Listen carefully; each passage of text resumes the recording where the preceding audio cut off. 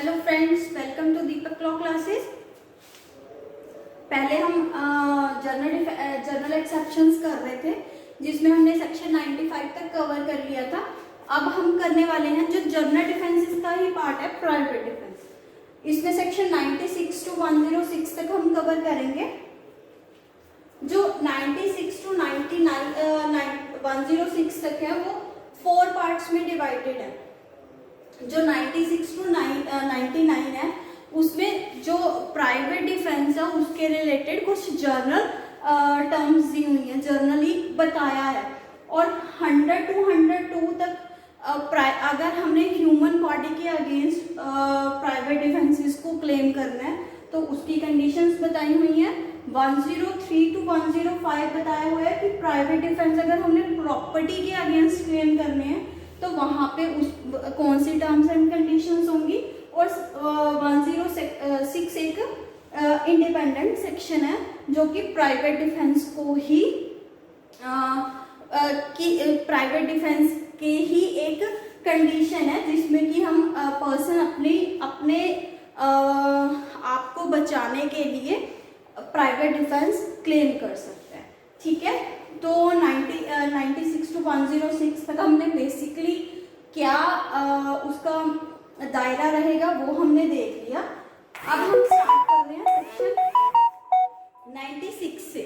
96 क्या रहा है, things done in private defence. तो इसकी बेयर वर्डिंग क्या कहती है,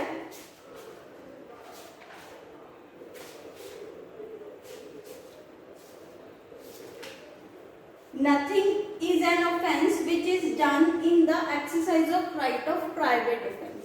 कि अगर हमने प्राइवेट डिफेंस के को लेने के लिए अगर हमने कोई भी एक्ट कर दिया, अपने प्राइवेट डिफेंस में हमने कोई भी एक्ट कर दिया तो वो चीज ऑफेंस नहीं है।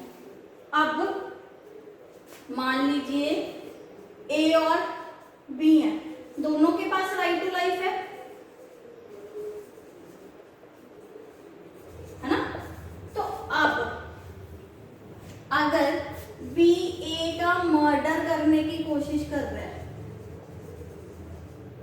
ठीक है, तो अपने राइट टू लाइफ को बचाने के लिए ए के पास राइट है कि वो बी को कोई भी हर्ट पहुंचा दे, ग्रीवियस हर्ट पहुंचा दे, इवन उस बी की डेथ कोज कर दे। तो अगर ए अपने आप को बचाने के लिए चाहे हर्ट कोज कर रहा है, चाहे ग्रीवियस हर्ट कोज कर रहा है, चाहे डेथ कोज कर रहा है, तो वो ऑफेंस कंसीडर नहीं होगा। ऑफेंस मतलब कि उसकी कोई पनिशमेंट नहीं मिलेगी यहाँ पे ए को, उसको, क्योंकि उसने ये चीज प्राइवेट डिफेंस में की है। तो अब यहाँ पे ए की कोई भी लायबिलिटी नहीं है। ठीक है, तो अब जनरल डिफेंसेस को करने के लिए ये चीजें जरूरी हैं कि अगर हमने प्राइवेट डिफेंस क्लेम करना है, ठीक है, तो वो मान ऐसे एक्ट के अगेंस्ट करना है जो कि खुद में ऑफेंस है। यहाँ पे मैंने आपको एग्जांपल दी कि बी मर्डर करने की कोशिश कर रहा है। अगर बी जस्ट ऐसे हल्का फुल्का धक्का मारा या इवन सिर्फ बातों में जैसे हम किसी की टांग खींचते हैं, टांग खिंचाई कर रहे हैं, तो वो चीज ऑफेंस नहीं है।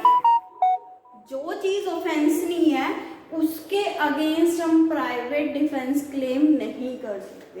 अगर मान लीजिए यहाँ पे बी ए की टांग खिंचाई कर रहा है और बी को ए को इतना गुस्सा आ गया कि उसने बी का मर्डर कर दिया, या बी को जोर से देके कुछ ऐसे मारा कि बी को ग्रीवियस हर्ट हो गई, तो अब यहाँ पे ए की पूरी लायबिलिटी होगी, क्योंकि बी कोई भी ऐसा एक्ट नहीं कर रहा था जो कि ऑफेंस हो। ठीक है, तो अगर हमने प्राइवेट डिफेंस क्लेम करना है तो वो एक ऑफेंस के अगेंस्ट ही हम ले सकते हैं। दूसरी चीज है कि जो प्राइवेट डिफेंस है वो अनलॉफुल एग्रेशन को रिपेल करने के लिए होना चाहिए, ना कि रिटेलिएट करने के लिए होना चाहिए। रिपेल और रिटेलिएट का मतलब कि यहाँ पे हमारे अगेंस्ट जो अनलॉफुल एग्रेशन हो रहा है उसको रोकने के लिए हमने अपना प्राइवेट डिफेंस क्लेम करना है, प्राइवेट डिफेंस का राइट यूज करना है। रिटेलिएट का मतलब है कि हमने यहाँ पे कोई बदले की भावना नहीं रखनी है, हमने ऐसा नहीं करना कि जैसा तुमने किया वैसा मैं तुम्हारे साथ कर रहा हूँ, जैसे को तैसा नहीं करना। हमने सिर्फ अपने आप को बचाने की कोशिश करनी है। तो प्राइवेट डिफेंस हमेशा अनलॉफुल एग्रेशन को रोकने के लिए होना चाहिए, ना कि कोई बदला लेने के लिए होना चाहिए। ठीक है। और तीसरी चीज क्या है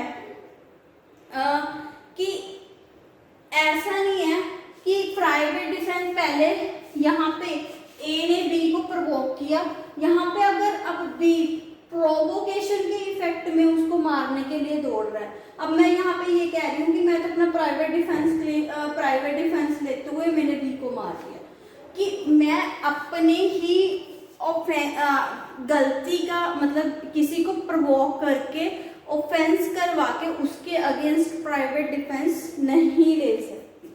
ठीक है।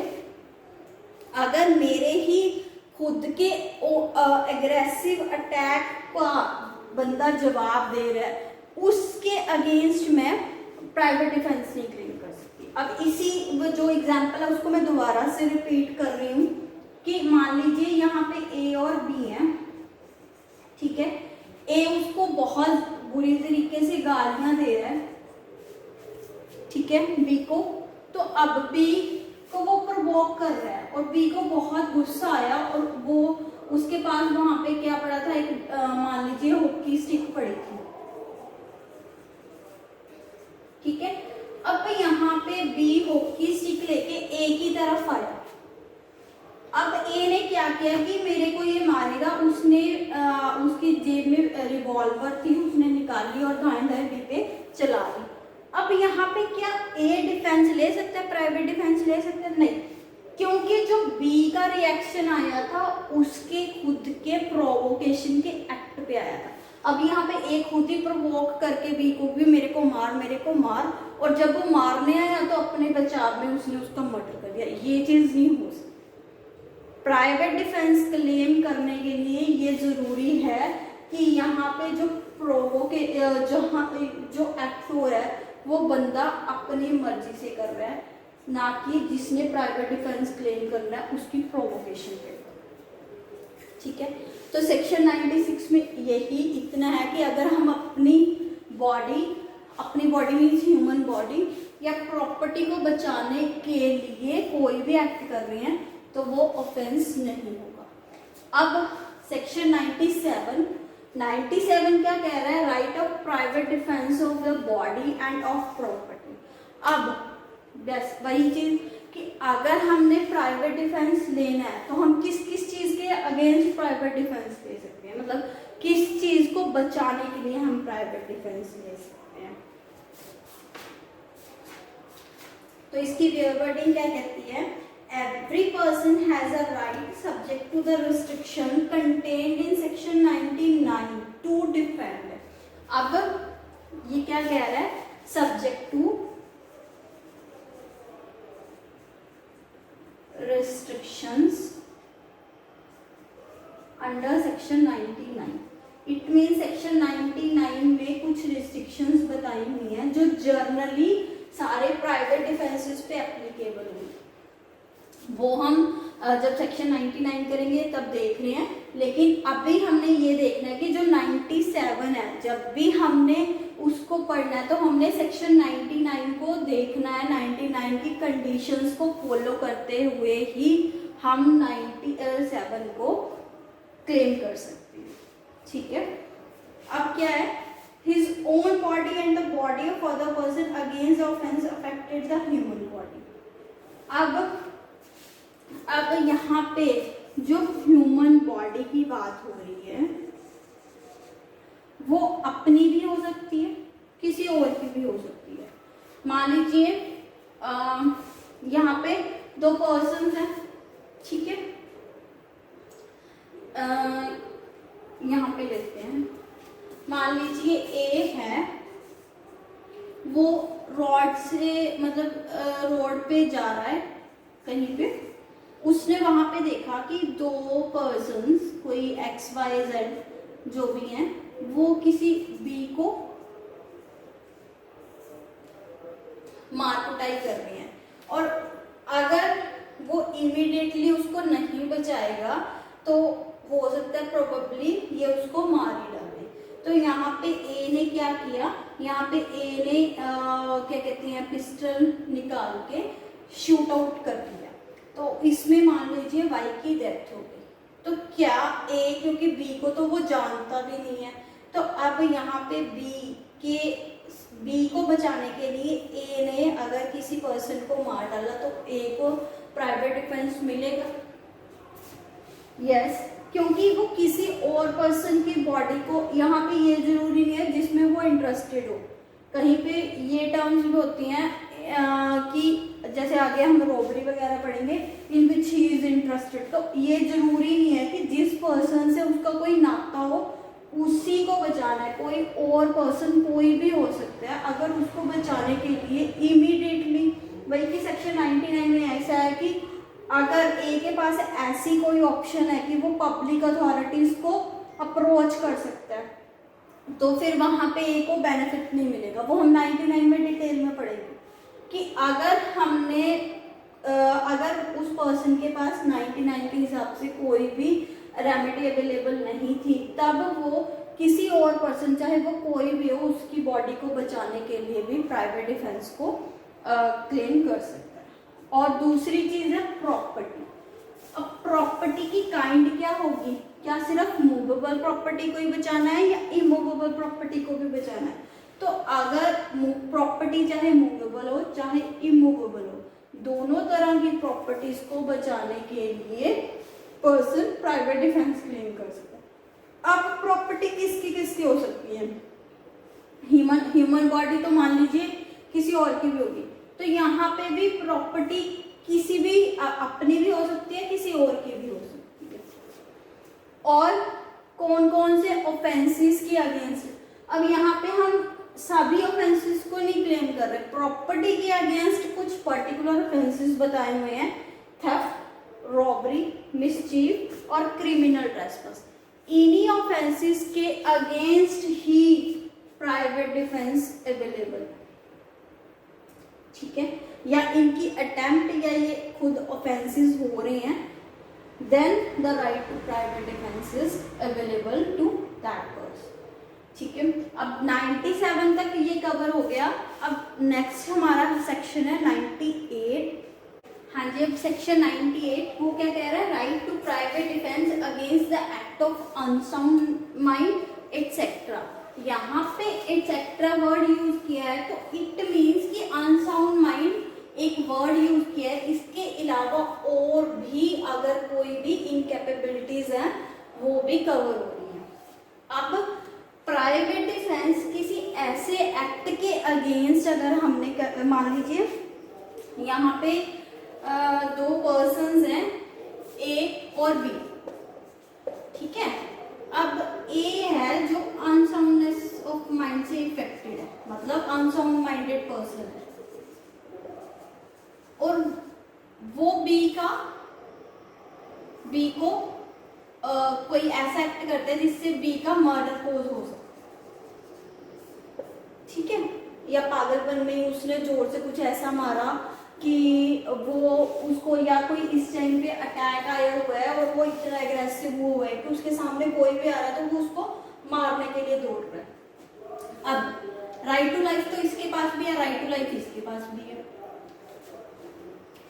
क्योंकि इसका एक्ट सेक्शन 84 में अगर ये बी को मार भी देगा उसको वो कोई ऑफेंस नहीं होगा, लेकिन बी को बिना वजह किसी वजह से मार रहा है तो बी के पास भी तो राइट है कि वो अपनी जान बचाए।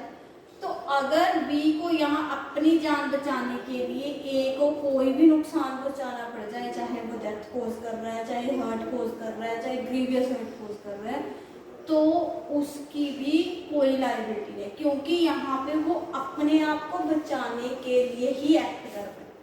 तो वही सेक्शन 98 कह रहा है, 98 की वेयर वर्डिंग क्या कह रही है? व्हेन एन एक्ट अदरवाइज भी certain offence is not that offence, कि अगर कोई ऑफेंस, अगर वो मान लीजिए यहाँ पे ए अनसाउंड माइंडेड ना होता और वो बी को मारने जा रहा था, तो अगर वो लेमैन होता और बिल्कुल कैपेबल होता, तो अगर वो बी को मार रहा तो वो ऑफेंस होता ना। अब यहाँ पे किसी भी इनकेपेसिटी की वजह से वो कोई ऑफेंस नहीं है, तो is not an offense by reason of youth, the want of maturity of understanding, the unsoundness of mind, or the intoxication of person doing the act by reason of misconception of part of that person. Every person has the same right of private defense against that act which he would have if the act was the offense. अब यहाँ पे क्या कह रहे हैं कि वो offence नहीं है क्योंकि इनकैपेबिलिटी के कारण, लेकिन जो सामने वाला पर्सन है उसके पास सेम राइट है अपना प्राइवेट डिफेंस का। अगर वो इनकैपेबल ना होता, तो अगर वो ऐसा एक्ट कर रहा होता तो वो उसके पास प्राइवेट डिफेंस बनना था।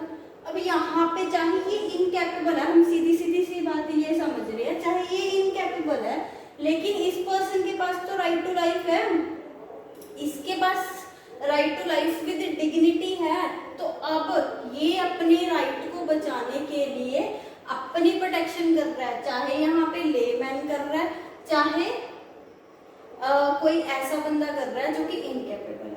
अब इनकैपेबिलिटीज कौन कौन सी हो सकती हैं? यहाँ पे पहले इनकैपेबिलिटी वर्ड यूज किया है, बाय रीजन ऑफ यूथ और want of maturity of understanding.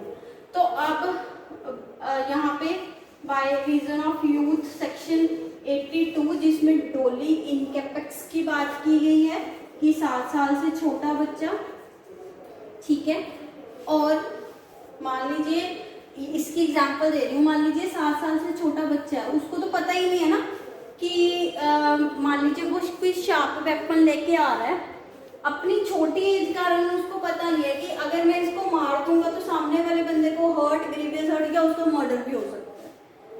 लेकिन अब यहाँ पे बी के पास तो राइट है ना वो बचाने के लिए, मान लीजिए उसको बचाने के लिए उसका हाथ पकड़ के मार दे, तो यहाँ पे ए को चाहे ग्रीवियस हर्ट हो गई लेकिन बी की भी यहाँ पे कोई लायबिलिटी नहीं है क्योंकि उसने ये एक्ट अपने आप को बचाने के लिए किया। वांट मेच्योरिटी ऑफ अंडरस्टैंडिंग, यहाँ पे डोली इनकैपेक्स की बात होगी, डोली कैपेक्स की बात होगी कि जो बंदा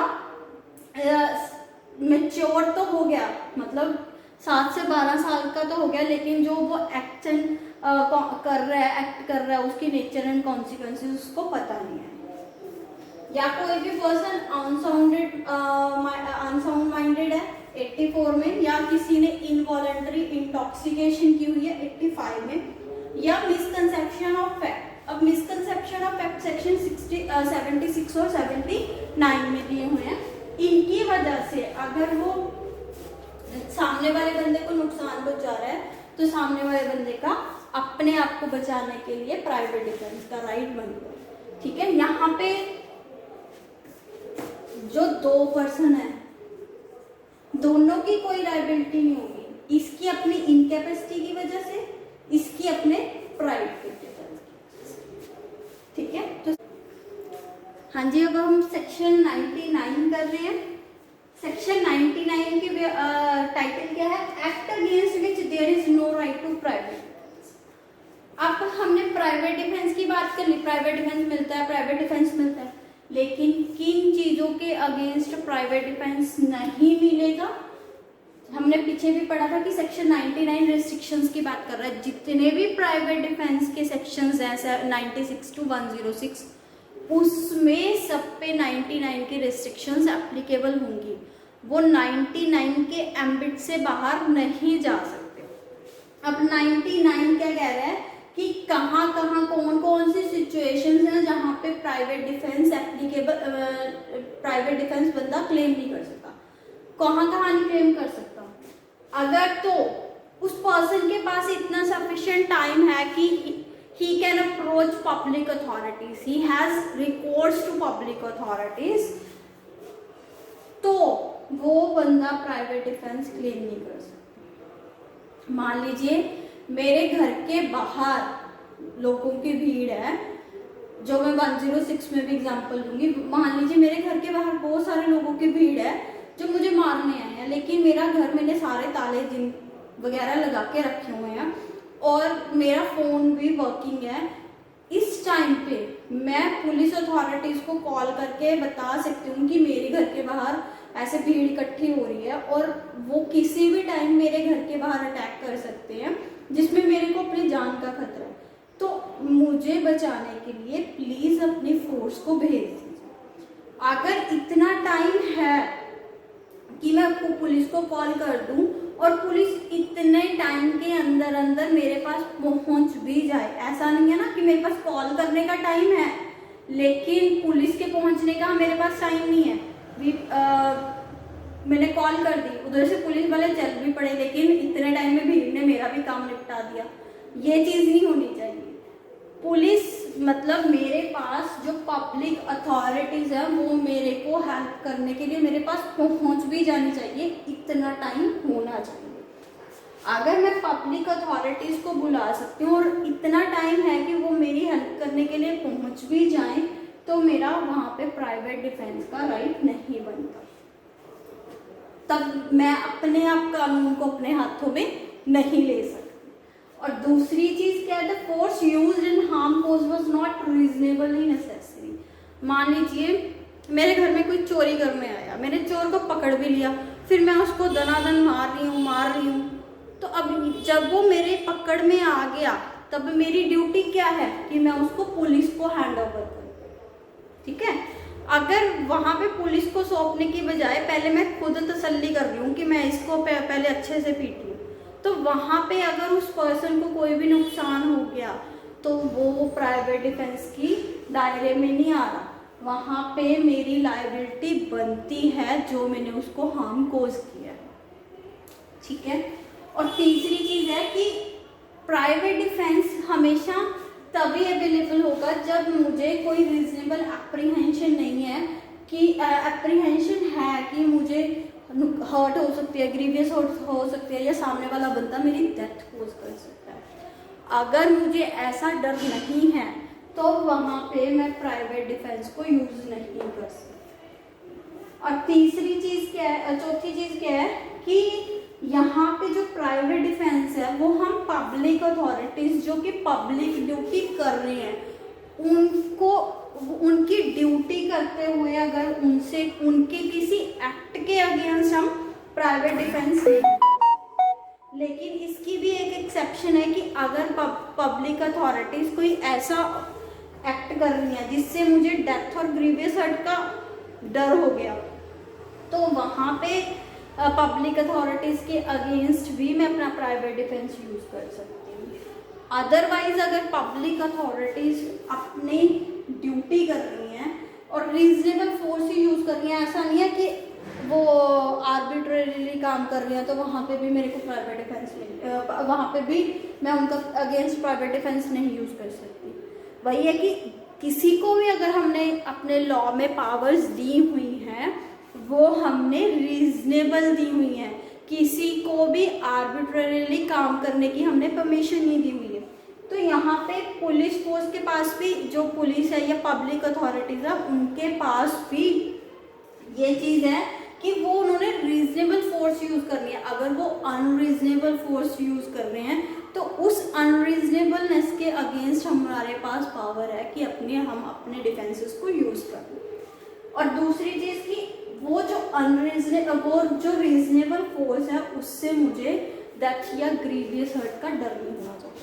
अगर मुझे डेथ और ग्रीवियस हर्ट का डर है तो वहाँ पे मैं पब्लिक अथॉरिटीज़ के अगेंस्ट भी अपना प्राइवेट डिफेंस का राइट यूज़ कर सकती हूँ। और नेक्स्ट है, यहाँ पे तो पब्लिक ऑफिसर अथॉरिटीज़ की बात हो रही है। अगर मान लीजिए पब्लिक अथॉरिटीज़ ने आगे किसी लेमैन को डिप्यूट कर दिया कि भाई तुम ये काम करके आओ, और वो बंदा गुड फेथ में वो काम करने जा रहा है, हम उसके अगेंस्ट अपने प्राइवेट डिफेंस को यूज़ कर सकते हैं? नहीं।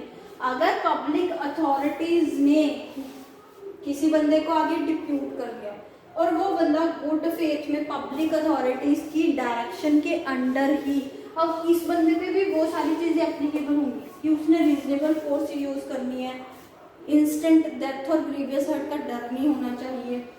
तो वहाँ पे भी हम इस पर्सन के अगेंस्ट भी अपना प्राइवेट डिफेंस का राइट यूज नहीं कर सकते। जो पब्लिक सर्वेंट्स हैं वही है कि अब यहाँ पे उसने गुड फेथ में अपना एक्ट करना होना चाहिए और अपने ऑफिस के कलर में। अब कलर ऑफ हिज ऑफिस का मीनिंग क्या है? मान लीजिए मैं पुलिस ऑफिसर हूँ, अभी आज के टाइम पे आज के दिन में मेरी ड्यूटी 9 to 5 है, ठीक है। 5 बजे मैं घर चली गई, अब मेरी ड्यूटी नहीं है, ऑफिशियल कोई भी ड्यूटी नहीं है। 6 बजे मैं क्या कर रही हूँ, मैं एज अ लेमैन मतलब घर से बाहर निकल रही हूँ, सब्जी खरीद रही हूँ, सब कुछ कर रही हूँ। वहाँ पे मेरी किसी से झड़प हो गई। अब वहाँ पे क्योंकि उस टाइम पे मैं ऑफिशियली ड्यूटी पे नहीं हूँ और वहाँ पे मैंने कोई एक्ट कर दिया, किसी को नुकसान पहुँचा दिया और बाद में आके मैंने अपने आप को शो कर दिया कि मैं पब्लिक ड्यूटी कर रही थी, नहीं। वहाँ पे मैं कलर ऑफ माय ऑफिस में नहीं हूँ। जिस टाइम पे मैं अपनी ड्यूटी कर रही हूँ उसी पर्टिकुलर टाइम पे मुझे ये अपनी जो सेक्शन 99 के दायरे में आ रही हूँ। अदरवाइज मेरे पास जो मैं एक्ट कर रही हूँ उसका कोई डिफेंस नहीं है। मतलब सामने वाला बंदा पे कोई रिस्ट्रिक्शन नहीं है कि ये पब्लिक ऑफिस है, ठीक है। तो उसने जो एक्ट किया होना चाहिए वो कलर ऑफ ऑफिस में किया होना चाहिए। अब कलर ऑफ ऑफिस का ये भी मैं क्लियर कर दूं, ये नहीं है कि मैं वर्दी में ही हूँ तो ही कलर ऑफ ऑफिस होता है। बहुत सारे ऐसे हमारे ड्यूटीज ऐसी होती हैं जो जहाँ पे जब मान लीजिए पब्लिक पुलिस ऑफिसर की एग्जांपल देती हूँ, वो आप देखोगे ड्यूटी तो कर रहे होते हैं वो, लेकिन वो सादी वर्दी में होते हैं, लेकिन उस टाइम पे वो अपनी ऑफिशियल ड्यूटी कर रहे हैं। तो फिर वहाँ पे उन पर्सन्स के पास सेक्शन 99 के जो बेनिफिट है, क्योंकि अगर हमारे लिए हम एज अ ले पर्सन कहें तो हमारे ऊपर ये रिस्ट्रिक्शन है, लेकिन पुलिस ऑफिसर्स के पास तो ये एक रेमेडी है, एक राइट है। तो वहाँ पे वो जो सेक्शन 99 का बेनिफिट है वहाँ पे वो पुलिस ऑफिसर्स को मिले। नेक्स्ट है कि वही जो एक्ट है वो रीजनेबली एप्रीहेंशन ऑफ डेथ और ग्रीवियस हर्ट नहीं होना चाहिए। और ये जरूरी नहीं है कि जो पब्लिक अथॉरिटीज काम कर रही हैं वो जस्टिफिएबल बाय लॉ हो। बहुत बार ऐसा होता है कि जो वो एक्ट कर रहे होते हैं ना वो पूरी तरह से लॉ के अकॉर्डिंगली नहीं कर रहे होते, लेकिन वो अपने कलर ऑफ हिज ऑफिस में रहे होते हैं और पब्लिक ड्यूटी कर रहे होते हैं, रीजनेबल फोर्स के साथ कर रहे होते हैं। ये सारी चीजें होनी ही सफिशिएंट हैं। एक्ट का जस्टिफाइड होना इज नॉट नेसेसरी। और या फिर ये भी है कि अगर मेरे को पता है कि ये चीज पब्लिक अथॉरिटी के अंडर कोई पर्सन कर रहा है, तो वहाँ पे अगर मुझे एप्रीहेंशन ऑफ डेथ और ग्रीवियस हर्ट नहीं है तो मेरे को प्राइवेट डिफेंस का राइट नहीं है उनके एक्ट्स के अगेंस्ट, ठीक है। तो सेक्शन 99 इतना ही है कि एक तो मेरे पास पब्लिक अथॉरिटीज तक पहुंच करने का टाइम होना नहीं चाहिए अगर मैंने अपने प्राइवेट डिफेंस को यूज करना है, अदरवाइज मेरे पास प्राइवेट डिफेंस को यूज करने का राइट नहीं है। और दूसरी चीज की जितनी मैंने फोर्स यूज की है वो रीजनेबल होनी चाहिए, जितनी उस टाइम की डिमांड है उतनी ही फोर्स मैंने यूज करनी है। उसके अगर मैं उससे ज़्यादा फोर्स यूज कर रही हूँ तो मुझे प्राइवेट डिफेंस का डिफेंस नहीं मिलेगा और मुझे उस टाइम पे रीजनेबल एप्रीहेंशन ऑफ डेथ और ग्रीवियस हर्ट होना चाहिए, अदरवाइज मुझे प्राइवेट डिफेंस नहीं मिलेगा। और पब्लिक अथॉरिटीज अगर पब्लिक ड्यूटी करते हुए रीजनेबल फोर्स के साथ वो अपनी ड्यूटी कर रही हैं तो उनके अगेंस्ट मेरा प्राइवेट डिफेंस का राइट नहीं बनता। ये सेक्शन 99 में जो रिस्ट्रिक्शंस दी हुई हैं ये है उनका राइट, ठीक है।